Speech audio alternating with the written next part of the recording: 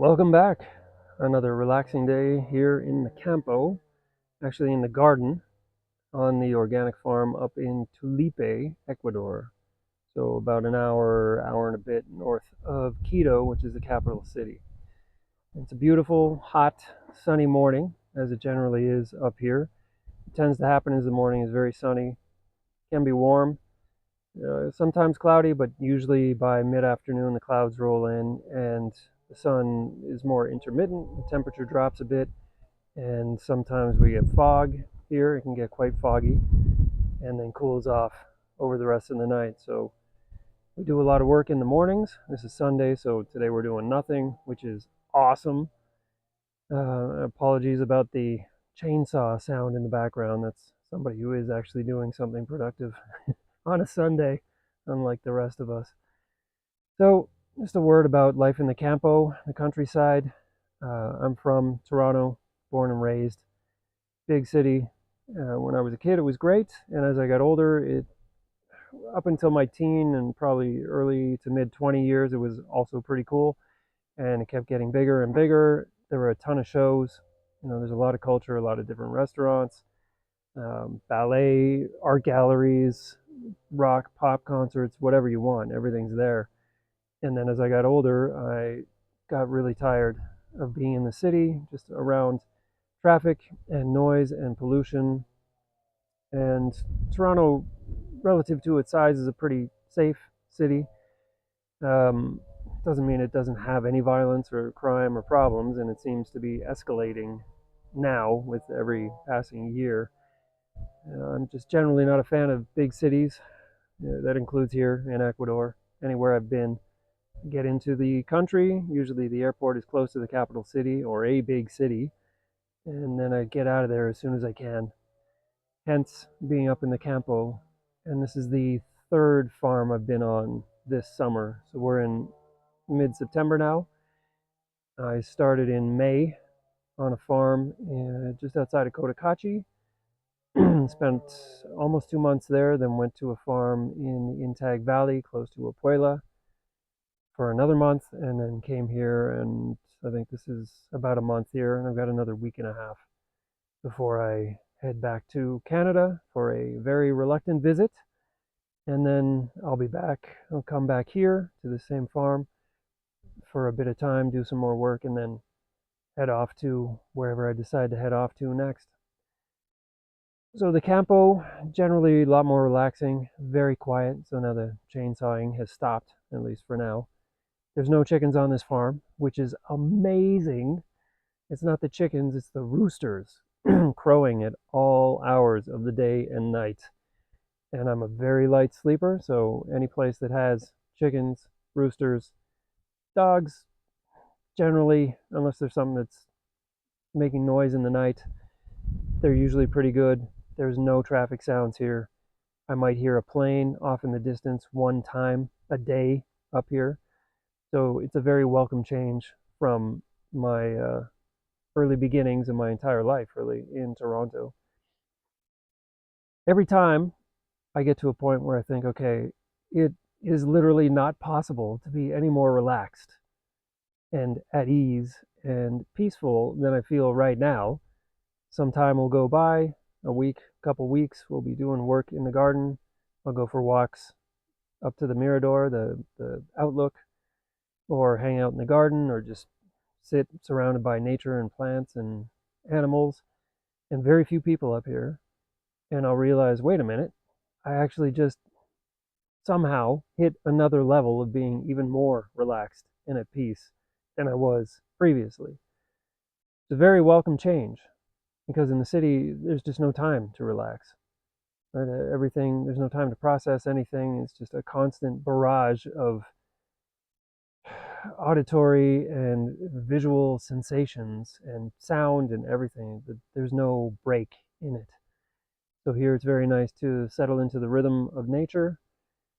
Some days we're dealing with rain, and rainy season here apparently is like 8 months. So I will be out of here before that hits and likely not return until after it's over because well, with the rain, there's a lot of dirt. There's no paved roads up here. The access road is probably at least a couple miles long, and it's an adventure on a good day.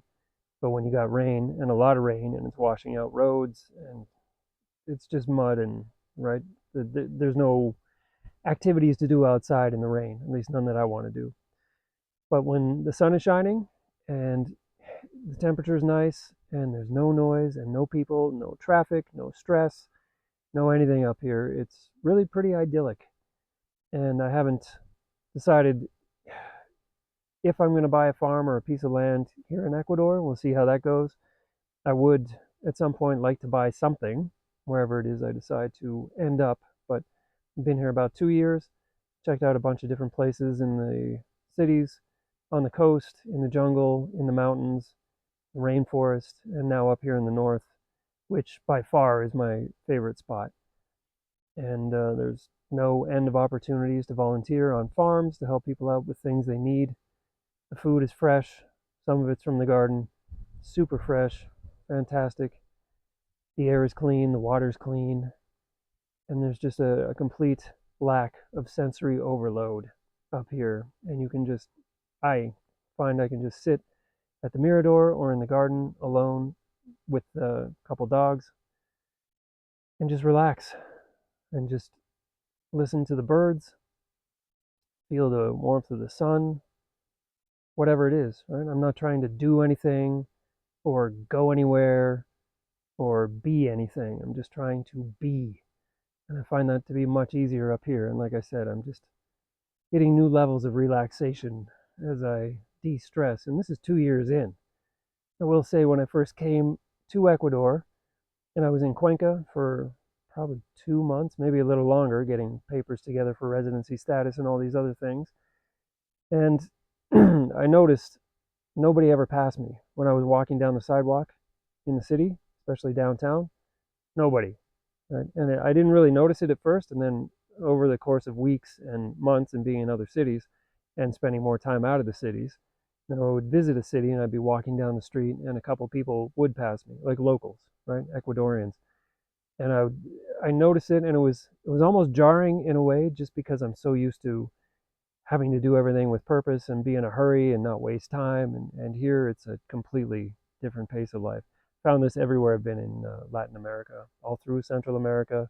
Obviously, the cities are a bit different. So it was a revelation and a very welcome change when I realized, wow, I am finally relaxing and getting out of this type A go, go, go hustle all day long. And I tell you, my health is much better. It was good before, but it's way better now, way more relaxed. Quality of sleep up here is amazing. And you don't need to worry about sleeping in, because around 5:45 a.m., all the birds show up and start chirping and singing. And that, for me, I'm a very light sleeper. That wakes me up immediately. So you just learn to get in tune and in time with the rhythms of nature up here. And I highly recommend it, even if you're not looking to move to another country. If you can take even a week or two and take a vacation and hit a farm somewhere, anywhere, it doesn't have to be far away. Maybe you live an hour away from a farm. See if you could volunteer, and not some factory farm, giant production with tons of people and animals and stuff, like a hobby farm or something similar. Somebody that has some land, has some plants, and needs some help. And maybe it'll be just feeding animals or weeding or helping them build or fix things, whatever it is. There's always work to be done on the farm. And when you're done work, just being able to walk around the farm, maybe there's some trails, maybe you can hang out like I have been with the dogs. They follow me everywhere I go here. It's kind of hilarious. And just get in tune with nature and discover that it's way more fun and healthy and relaxing to be in a state where you're more in tune with nature and away from all of the sensory overload and stress and noise and crime and issues that generally are found in bigger cities. So with that, I will say, see you out on the road. Looking forward to the next one.